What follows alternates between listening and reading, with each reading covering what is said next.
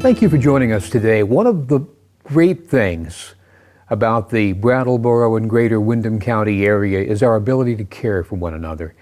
And again, this time of year, it's time for the annual Project Feed food drive.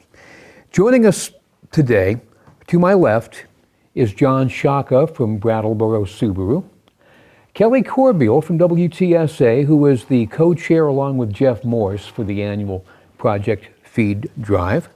Lucy Fortier is with the Groundworks Drop-In Center. More about that in a bit. And Mike McKinney is from Entergy Vermont Yankee. Thank you all for joining us. And I guess maybe where I should start is before we get into the specifics of this year's campaign, people may or may not know that Groundworks is now the merged entity of Brattleboro Area Drop-In Center and Morningside Shelter. And they're running the entire shebang, the homeless shelter, the overflow shelter, and the food shelf. Correct. And that all happened as of June 1st of this year. HUD was always looking to make entities that do the same type of work and having a single entry point for these organizations. And that led the board from both organizations to talk about it. And they decided this past year that it was a good idea to merge. So as of June 1st, we became one organization. But the important thing to remember is Groundworks is just one of several food shelves benefiting from this year's campaign. Total of 8, I believe, in the area? I think so. Mm-hmm. My goodness. It just goes to show, I mean, when George Haynes and Larry Smith did the initial campaign, the goal was Project Feed 1,000. And just in the Brattleboro area alone, Lucy, there are a lot more people than that on an average month? Yes, there is. Our months average anywhere between 900 up to maybe 1,200 people coming through our food shelf. And so what does that look like over a year in terms of people who might use the food shelf at least once? At least once, it's probably about maybe 5,700 people. If you count the folks that come in, on a weekly basis, because we do have folks that come in every week, I would say that we're close to about 16,000 people that come through the food shelf. And the interesting thing is, if you look locally, you look statewide and nationwide, there's no real face of hunger except everybody's face. Right, that's correct, because any of us are at risk of being, in that position of needing to use a food shelf. In Vermont alone, there's 158,000 people who use a food shelf on a weekly basis to feed their families. So Vermont's a small state, and if we have that many folks on a weekly basis going to food shelves, I hate to see what like a New York or a California has for people who go on a weekly basis.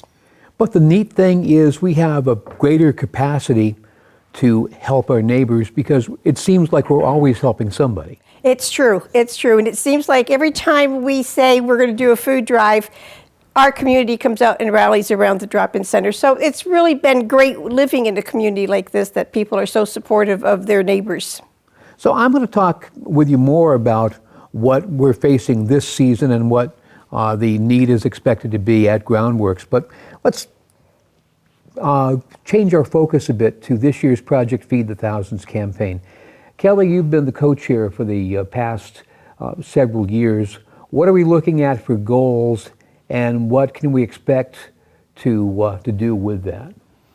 Our goal this year is $100,000 in cash and $200,000 in meals. And it's concerning. It's a big amount, and we're hopeful that the community, rallies, like you say, and comes to the plate and helps us out to hit those goals.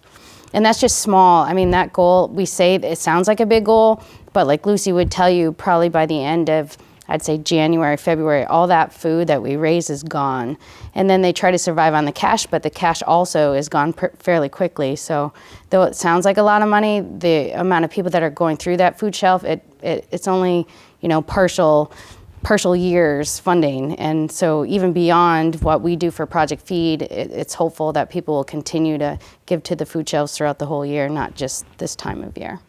Well, we are lucky that not only are our citizens so capable and so willing to give, but so are our companies, our major employers. I mean, I'll just say off the top of my head, C&S Wholesale Grocers has been great over the years. So incidentally has been River Valley Credit Union. But both Vermont Yankee over the years and now Brattleboro Subaru just really are stepping to the plate in a big way. Mike McKinney, how long has VY been involved with Project Feed? I think this year will make about the 20th year, Tim, that Entergy's been involved in the employees. And so it's, there's been a long-term relationship there, and the company and the employees have been happy to really get behind this and support it over the years.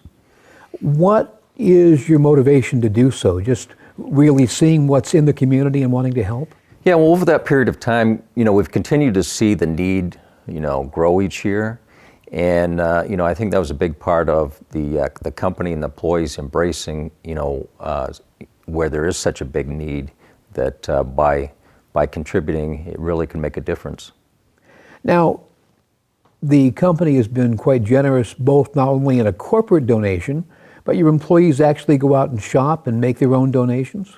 Yeah, that's true, Tim. The company over the years has typically donated $30,000 a year. The employees have gone out and had a shopping day, which we have one coming up on December 10th, where employees go out and buy a bunch of groceries and deliver it to the drop-in center.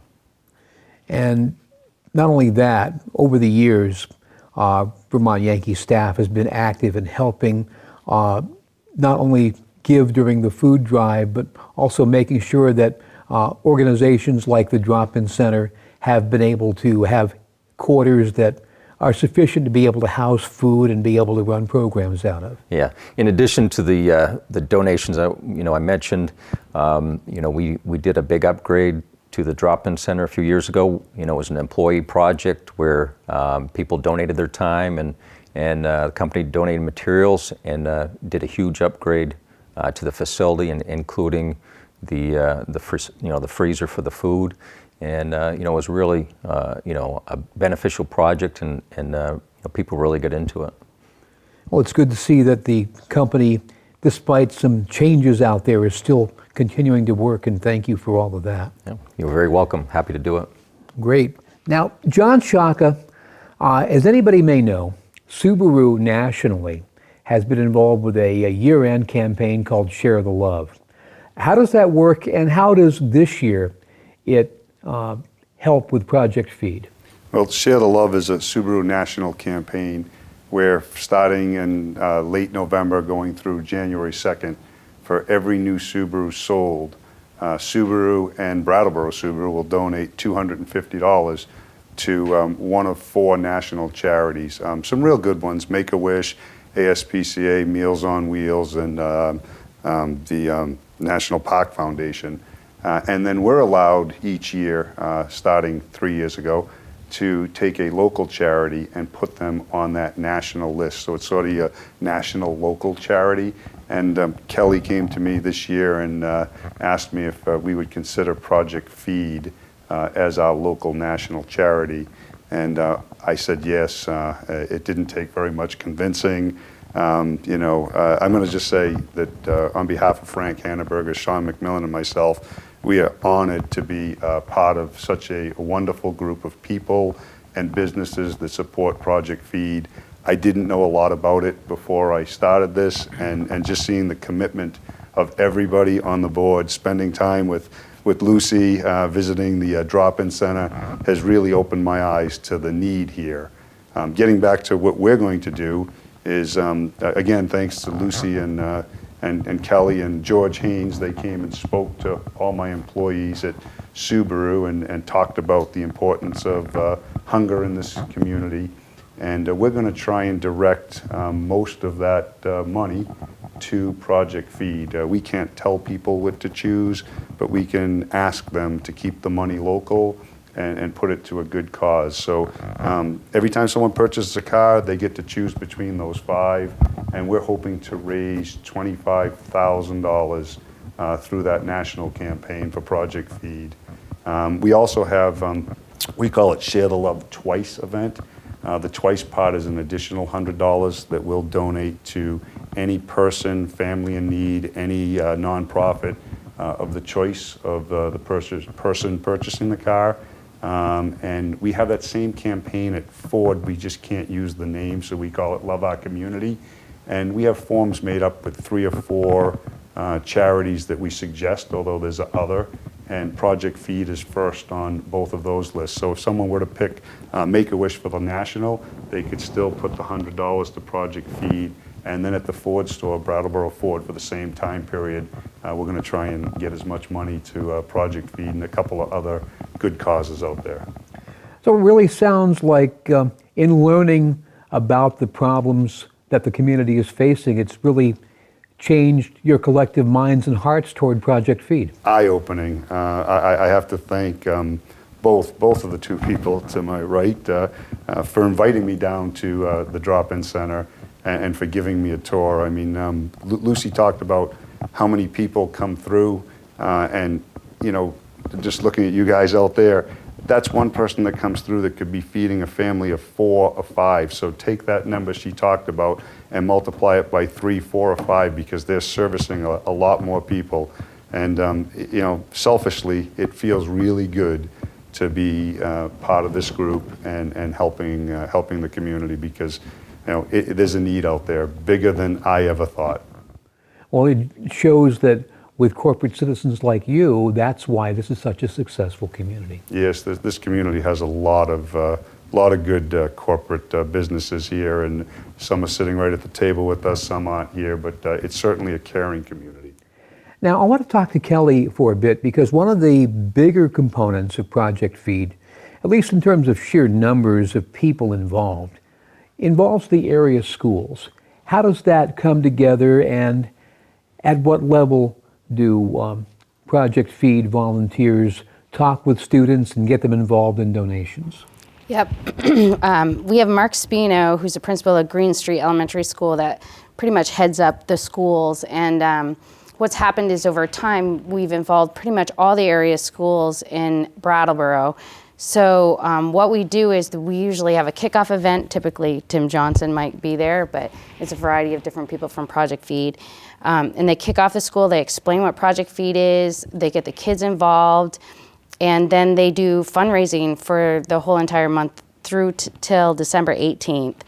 And so we send information home with parents that says, if you want to make a donation of food or cash, this is how you do it. Or if you need to use the food shelf, here's how you go about accessing the area food shelves. So it gives them both options. And so what happens is all the kids, collect food, collect funds. They do their own fundraising. A lot of individual kids do their own. And then on December 18th, it culminates at Hannaford's, and we do a big fill the school bus day. And last year, I think we filled 3 school buses full of food. So it's the high schools in the area, the Hinsdale High School, the Brattleboro High School, all the elementary schools, the middle school. And they all go down that day, and we have a live broadcast from WKVT is live all day, and WTSA is live all day. And a lot of the community members come down. We have the fire departments down there doing a boot drive. It's just a really big, huge community day. And the amount of food that these schools bring is tremendous. And it was a big, huge jump once we really got the schools involved to help Lucy in the food shelf. Like it was something we tapped into that was the best thing we could have ever done. And it just educates the kids at the same time and makes them have empathy for other children that they might not have realized before. And it's just a good learning experience too. And it does seem to make sure that our children are more tapped in and aware to this community. Exactly. So you've got all the area schools in the Brattleboro area, both public and private, involved, and that's being replicated in many ways throughout the Project Feed area. It sure is, yeah. And I'll list the ones that I know. And the reason I'll do this is in case somebody's thinking, well, I want to make a donation or I want to drop food off. There's a lot of places to do it, which is all the grocery stores in town and a lot of businesses in town too. But if you have a child or a grandchild, it's really easy just to set them up with whatever it is, because most likely they're going to have a bin at their school. So the ones that we have that are already kicked off and running are Leland and Gray, Green Street Elementary, Hinsdale High School, Hinsdale Elementary, Academy School, St. Michael's School, Guilford Elementary, BUHS, the Career Center, BAMS, and Hilltop Montessori. Those are the ones that have all kicked off, and their kids are actually, will be bringing things home, telling parents about it, and so. There is another effort that I'd like you to speak to that really over the years has been rather heartwarming. Gosh, it was 1990, a former Brattleboro town manager had changed the element of the holiday gathering to a Christmas week breakfast, and thereby also began a Project Feed donation pool. And I understand that's continuing quite strong every year since. Yeah, the town gets together, and the town does a lot of fundraising amongst themselves, and they have a culmination event, which is this big breakfast at the fire department, which we'll be at. And that's when they bring all their donations and all their food, and that again is another big effort to help the local food shelf, and it's and it's just a fun event to go to too. It really is, and it's something that I think other communities can stand to learn from and actually benefit from, because if you are a town employee in any area town, you know the problems that your community is facing, and it is very good to be able to give back to the community that pays your salary. Sure is. Now, a couple of basics here. How does one make a donation to Project Feed? Give me some of the ways that people can do that. Yep, they can send a check to Project Feed, care of River Valley Credit Union. They could drop a check off at River Valley Credit Union. Most of the convenience stores have cash buckets, so you could drop cash off there. You'll see in the newspapers, even the week of Thanksgiving and then consecutive weeks later, there'll be information forms in there with something you can rip off and send in with a check. Ask anybody on the committee, and they will not only help with getting a cash donation taken care of, or even picking up a food donation. That seems to be the kind of heart that all of us have. As part of this, Lucy, could you give us an example of what groups like Groundworks do to be able to make sure that residents who can't afford it have a more fuller either Thanksgiving or Christmas in terms of actually giving out a basket? Well, they could, we asked folks to register for their baskets for both Thanksgiving and Christmas, and they could either call the drop-in center or come in directly and sign up for those. I mean, last year we gave out 522 baskets for Thanksgiving. Christmas is always down a little because a lot of folks seem to go to family at Christmas time. But when you say that you have 522 families that received a turkey and all the fixings last year, that's pretty amazing when we have other things that are sponsored in our community, like the Thanksgiving dinner and everything else. So it doesn't matter if, if you have a job, because a lot of these folks do have jobs, but they can't make ends meet. That's the big problem. And people have the impression that it's only homeless folks, but it's not. It's working poor families. There are a lot of people, especially young people nowadays and seniors, who might have one or two or even three part-time jobs, all without benefits, and none are able to help make ends meet. That's very true. We have seniors that come in on Tuesdays, and I was talking to a couple of our seniors recently, and I have a gentleman who was telling me that he lives on his Social Security alone because of his age, and back then they didn't have retirement plans. And he said that his Social Security check pays for his taxes because he owns his home, but he has a water bill, he has heat, he's got electricity, And he said he doesn't have money left for food, so he uses the drop-in center's food shelf as his only source for food. And we don't always have protein items, which bothers me a little bit, because sometimes peanut butter is hard to come by, or tuna fish. And those are the items that we really need the most, especially when folks are really depending on us, for food. Yeah, tell me about the kinds of food that make the biggest difference and would go the longest way, not just during the holiday season, but year-round. Year-round, I would say peanut butter, tuna fish, canned turkey or canned chicken, your spaghetti sauce, your pasta, canned vegetables, canned fruit. We ask that a lot of them be in natural juices, because a lot of our seniors that do use the shelf have diabetes or high blood pressure. So we really try to accommodate the various food groups that they can have. We also have been finding that we have a lot of celiac folks that are coming through. A lot of young children have been diagnosed with celiac, so that we're trying to get a lot of gluten-free products also. Anything that is non-perishable is an item that we could use. We also, as folks know, with food stamps, you can't buy your hygiene products. Your shampoos, your toilet paper, your paper towels, toothpaste, even diapers and formula for infants. You can't buy any of that with your food stamps. So it's always handy for us to have some of those items at the drop-in center. And so, really, if you aren't able to afford these things for a variety of reasons, you're getting whacked twice. It's true. It's very true. So let me open this up to the group. This has been going on now the 22nd year, I believe. We are making a difference, but where's this going? Are we all committed to staying the course in terms of continuing to fight hunger? Jump ball question here.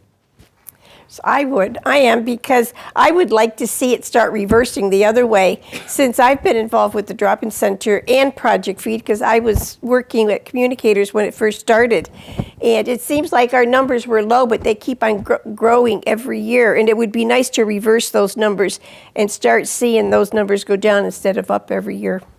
And another thing to add is Project Feed is just really good at educating people whether somebody needs the food shelf or didn't know about the need. So I think Project Feed is just a great way for educating just the public in general and those in need. So it's a great campaign, and it's worth continuing forward, and will for a very long time. I'd say absolutely to that. I had no idea of the need in this community before meeting you guys and having my eyes opened up. And Lucy, you just said it a minute ago, but what really struck home is when I always thought of Project Feed and the food shelf, I thought of homeless people, that the only people that went and used it didn't have homes. And I couldn't imagine that there's so many people in this community that have both parents working 2 jobs, and at the end of the month, as you were telling me, that they make the choice between having heat or having food, and that people, hardworking people, need our help. It's just not people on the street. They do too, but there's a lot of people that are working and need jobs, and that hit home for me. I would have never known that if I weren't part of this group. Yeah, and I'd say the other thing, just to add on to what Kelly was saying, is the informational piece to the community that Project Feed is big, but there's really a need year-round. So obviously we want people to get out there and donate during Project Feed, but also to keep the drop-in center in your thoughts year-round. That's a good lesson for us all to carry through, not just during the holidays, but again, Mike, as you say, year-round. So again, where can people make a donation?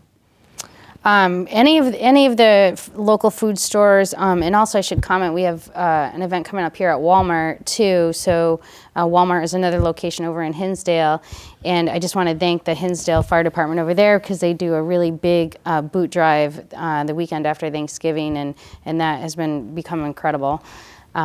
So any of those, the area grocery stores, a lot of businesses have food bins too, and you can go to projectfeed.org to find out where those places are. Any of the schools prior to December 18th have drop-off locations, or you can always just send a check to River Valley Credit Union or drop food off there too. Well, all of you are to be congratulated and thanked. I really appreciate you spending your time with us today. Thanks. Thank you. Pleasure. Thank you. Again, John Shaka from Brattleboro Subaru, Kelly Corbeil, the co-chair of Project Feed from WTSA, Lucy Fortier from the Groundworks Drop-In Center, Mike McKinney from Energy Vermont Yankee. And let me just say, as we close, that this is something that very personal. You're either part of the solution or part of the problem. So let's all be part of the solution. This is Tim Johnson. Thank you for watching.